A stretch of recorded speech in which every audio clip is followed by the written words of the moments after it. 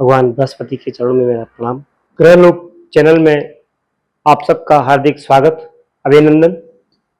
साथियों, मित्रों, आज हम धनु राशि के ऊपर बात करने जा रहे हैं। जिस किसी जातक की धनु राशि है, धनु लग्न है, उसके लिए जून का महीना कैसा रहेगा, उसके लिए क्या टिप्स है जून महीने के लिए वो करके लाभान्वित हो।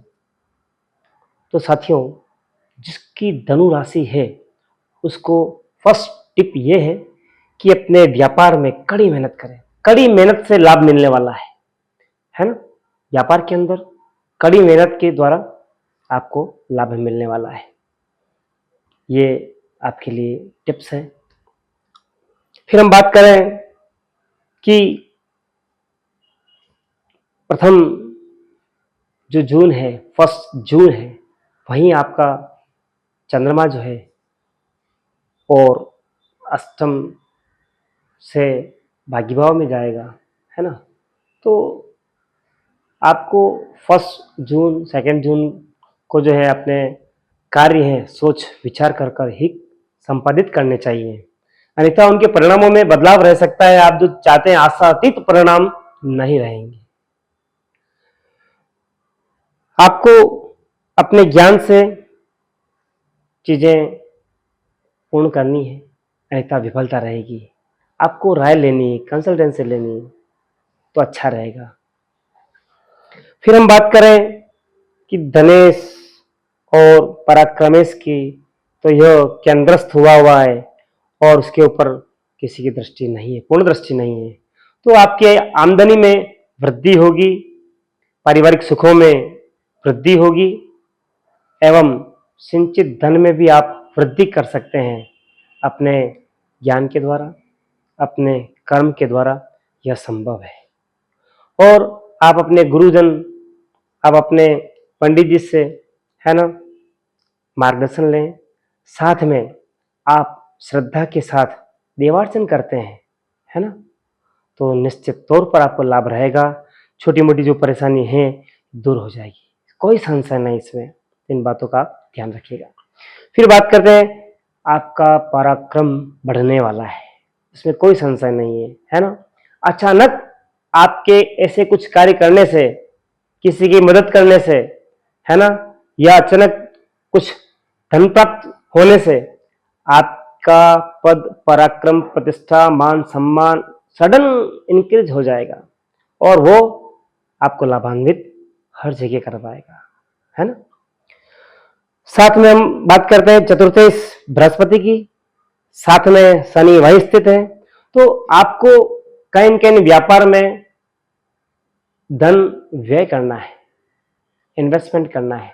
अगर आप हिम्मत करते हैं, धन इन्वेस्ट करते हैं, मनी इन्वेस्ट करते हैं, इसका लाभ आपको फ्यूचर में मिलेगा। अगर आप लैंड में करते हैं सबसे अच्छा है ना। लेकिन मैं आपको साथ में यह भी कहूंगा कि फर्स्ट वीक के बाद कहीं पर भी अगर ऐसा जुगाड़ हो रहा है कि कुछ प्रॉपर्टी आप ले रहे हैं, तो ये आपके लिए अच्छा रहेगा। बस ये जरूर देखिएगा कोई विवादित ना हो, क्योंकि फर्स्ट वीक जो है वो लॉर्ड मार्स, मंगल जो है वो अष्टम स्थान में नीच के चल रहे हैं और सेकेंड वीक में, फर्स्ट वीक खत्म होती है, सेकेंड वीक में वो केतु के साथ आ जाएंगे। इसलिए कोई विवादित संपत्ति दान ना ले, ये अच्छा रहेगा आपके लिए। यह इन्वेस्टमेंट आपको आगे चलकर निश्चित तौर पर लाभ देने वाला है, बस पहल करने की जरूरत है आपको। फिर हम बात करते हैं कि अगर आपका कहीं अफेयर चल रहा है तो वहां पर आपको मतलब बहुत सावधानी रखनी है। बाकी विफलताएं पीछे लगी हुई है आपके, है ना। पंचमेश मंगल अष्टम में नीच का होकर गया है, तो ऐसी स्थिति में ब्रेकअप हो जाता है। तो साथ में मैं ये भी कहना चाहूंगा कि अपना फोकस अगर विद्यार्थी हैं पढ़ाई पर रखें, है ना, घूमने फिरने के ऊपर ना रखें। अपनी वाणी पे, बुद्धि पे नियंत्रण रखें। बाकी रिजल्ट विपरीत रहेगा। अब मैं बात करना चाहूंगा आपको शरीर में क्या कष्ट रह सकता है। तो आपको यूरिन में इंफेक्शन होना, जलन होना, कोई सामान्य गुप्त रोग संभव है ना। फिर स्किन संबंधी मामूली शिकायत रह सकती है आपको, एवं अपने जीवन साथी के साथ आप जो है विवाद से बचें, संबंध मधुर रहेंगे। साथ में किसी मित्र के साथ कोई साझेदारी करने जा रहे हैं तो सोच समझ कर करें, अन्यथा कुछ नुकसान होने के भी योग बनते हैं। पैसा अनावश्यक रूप से व्यय हो जाएगा और प्राप्ति कुछ नहीं होगी, है ना, क्योंकि सप्तमे इस बुध अपने स्थान से द्वादश गया है और सप्तमस्त बृहस्पति है, स्थान हानि करोति जीव, ऐसा कहा गया है। तो पारिवारिक अर्थात जीवन साथी से संबंध या किसी मित्र के साथ, परिवारजन के साथ साझेदारी करते तो सोच समझ कर करें, पैसा अन्यथा रुक सकता है, लुक हो सकता है। आपको भी यही कहूंगा कि अपने स्वास्थ्य के ऊपर पूर्ण ध्यान रखें। कुछ समय, कम से कम 20 मिनट 25 मिनट शारीरिक व्यायाम करें, आपका शरीर मजबूत रहेगा, है ना। बाकी और चोट लगने के, गिरने के, किसी पत्थर से लगने से, गिरने से चोट लग सकती है ना, वाहन इत्यादि आप ध्यानपूर्वक चलाएं। महामृत्युंजय का मंत्र या बालाजी का मंत्र जप करने के बाद वाहन ड्राइव कीजिए, अच्छा रहेगा। और किसी को पैसे देने से बचें, है ना, आकस्मिक धन हानि भी हो सकती है आपको। ये कम से कम आप फर्स्ट वीक तो विशेष ध्यान रखें, उसके बाद चाहे तो उसमें कुछ रियायत संभव है, बाकी फर्स्ट वीक तो ये आप पूरा ध्यान रखिएगा इन बातों में। फिर बात करें भाग्य सूर्य रोग स्थान पर, रिपु स्थान के ऊपर, एवं भाग्यस्थ जो है केतु चंद्रमा के साथ गया है, तो आपके कामकाज स्मूथली होने के उसमें आसार बहुत कम है।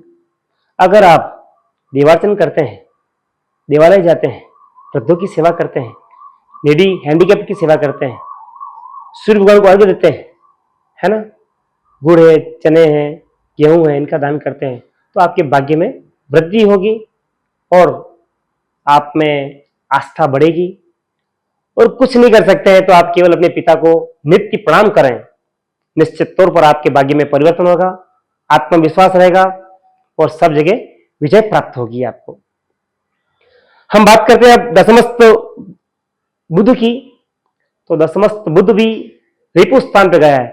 आपके काम से, है ना, आपके साथी आपसे ईर्ष्या करेंगे, यार ये कैसे आगे बढ़ रहा है, ये कैसे राइजिंग कर रहा है ना। गुप्त शत्रु आपके बन सकते हैं, तो जो काम करता है उसी के शत्रु बनते हैं। तो आप बिल्कुल चिंता ना करें, डिटरमाइंड होके आप आगे बढ़ें, अपने कुशलता को, कौशल को बढ़ाएं, तो निश्चित तौर पे आपका अच्छा रहेगा। गणेश जी के दर्शन करने जाएं, आपका सब प्रकार से मंगल रहेगा, कोई विघ्न नहीं आएगा। फिर देखते हैं आमदनी। तो आपका जो ऐश्वर्य है, आप जो सोचते हैं कि मेरे को ये चाहिए, वो चाहिए, फलाना सब चीज चाहिए, उसके लिए आपको कर्म करना होगा तो ही संभव है ना। बाकी आमदनी आपको, अगर किसी ट्रेड से हैं, आप होटल से जुड़े हुए हैं, है ना, किसी होटल व्यवसाय से जुड़े हुए हैं, तो निश्चित तौर पर आपको लाभ की स्थिति बन रही है। या अगर आप कोई सौंदर्य प्रसाधन संबंधी कार्य कर रहे हैं, तब भी आपके अंदर जो है आपके जीवन में परिवर्तन हो रहा है, यहाँ से कुछ आमदनी में बदलाव आ रहा है। तो इन चीजों में आप चिंतन कीजिए, आगे बढ़िए, अपने सब्जेक्ट को वाइडली कीजिएगा, एक से बढ़ाकर दो चार से चार कीजिएगा, तो आमदनी आपकी बहुआयामी बनेगी। बाकी सिंगल माइंडेड रहेंगे तो आमदनी, अतिरिक्त आमदनी के योग नहीं बनेंगे। रेस मंगल है, अष्टम स्थान पर गया है, तो पारिवारिक व्यय, अनावश्यक रूप से किसी के परिवार में कोई वृद्धजन है, उनके ऊपर व्यय करना पड़ सकता है। अनावश्यक यात्राओं के ऊपर, सडन कुछ जानने के ऊपर आपको व्यय करना पड़ सकता है। तो सोच समझकर यात्राएं कीजिए, व्यय कीजिए, तो अच्छा रहेगा, बाकी नुकसान की स्थिति बनेगी। फिर मैं बताना चाहूंगा आपको कि जून में कौन कौन से दिन हैं जिन दिन आपको सावधानी बरतनी चाहिए। फर्स्ट 1 जून है ना, कुछ भी किसी को पैसा वगैरह नहीं देना चाहिए, बाकी मुश्किल रहेगी। फिर देखते हैं अपन 9 से 11 जून अगर देखते हैं हम, तो यहां पर भी आपका अपव्यय होने के योग बनते हैं।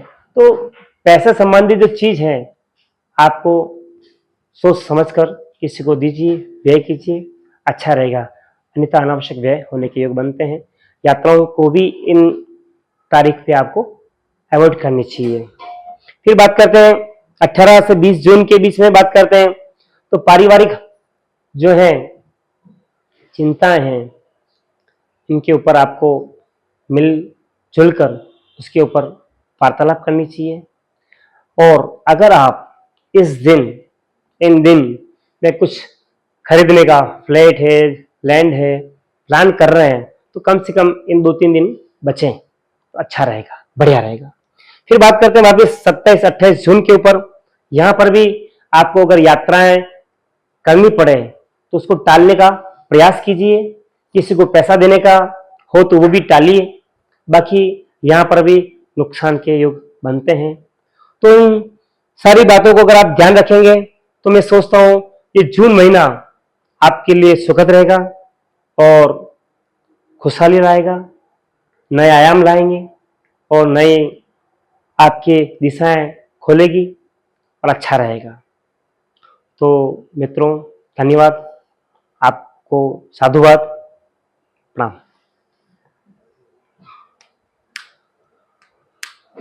ठीक है।